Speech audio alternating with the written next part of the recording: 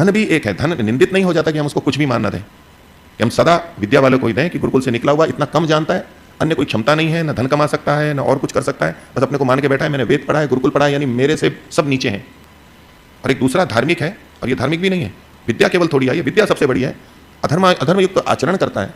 और दूसरे ये जानते नहीं है कि ईश्वर जीव प्रकृति भी तीन चीजें होती हैं, ईश्वर के गुणधर्म नहीं जानता है, लेकिन अन्य पुरुषार्थ उसने किया है, संयम किया है, उसने मेहनत की है और स्वास्थ्य को अच्छा रखा है, अपने धन को अच्छा रखा है, धनपूर्वक आचरण किया है, सहयोग भी देता है, हम उसको बिल्कुल छोड़ देते हैं। तो ये गलत बात हमारे यहाँ आई हुई है, इसलिए अपूज्या यत्र पूज्यन्ते हमारे यहाँ भी बहुत अधिक है। और हमारे द्वारा यानी आर्य समाजियों के द्वारा अन्य मत संप्रदायों के प्रति जो व्यवहार होता है वो बहुत अन्यायपूर्वक होता है।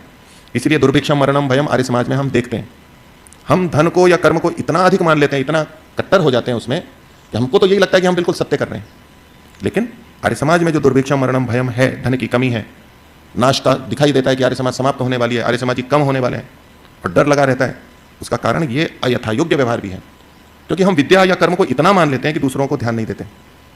ये यथायोग्य व्यवहार में नहीं आता है। मान के स्थान ये पांचों हैं।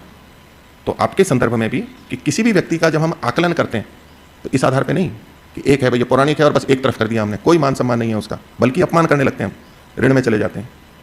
ये भयंकर दोष है, ये वैदिक धर्म से विपरीत जाना है। और जब कोई दूसरा ये कहता है नहीं इनका भी कुछ मान सम्मान करना चाहिए, बोले नहीं हम तो वैदिक धर्मी हैं, हम तो नहीं कर सकते, हमें सिद्धांतों पर कट्टर रहना है, गलत रूप से आ जाता है। जो सांख्य दर्शन में कहा कि जो मलिन चित्त वाले हैं उनमें बीज का प्ररोह या तो होता नहीं है यानी ज्ञान का, अथवा तो विकृत हो जाता है। तो हमारे समूह में भी अनेक मलिन चित्त वाले जो व्यक्ति हैं उनमें जो ये ज्ञान का या विद्या का कर्म का जो बीज पड़ा है, अच्छी बात थी वो कि विद्या सबसे मुख्य होती है, कर्म बहुत मुख्य होता है, बीज तो अच्छा था, लेकिन उनमें उन मलिन चित्तों में वो जो उसका जो पौधा उगेगा वो विकृति उगेगा, क्योंकि वो सारी चीजें नहीं देख रहे हैं। इसलिए कभी भी किसी का आकलन किसी एक चीज से, एक मान्यता से नहीं करना चाहिए।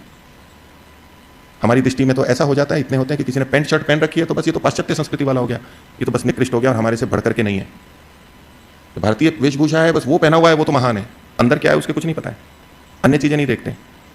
छोटी छोटी बातों को लेकर के हम इतना आग्रह रख लेते हैं और व्यक्ति का आकलन करते हैं। उनसे कुछ आकलन होते हैं, कुछ चीजों का आकलन होता है, सबका आकलन नहीं होता है। उसने ये जो कोई नहीं पहन रखा है, आज की स्थिति में चोटी नहीं रख रखी है, वो कहेंगे ये तो फिर वैदिक धर्मी है ही नहीं, ये तो पाश्चात्य और अंग्रेजी सभ्यता से प्रभावित है, यानी कुछ भी नहीं है।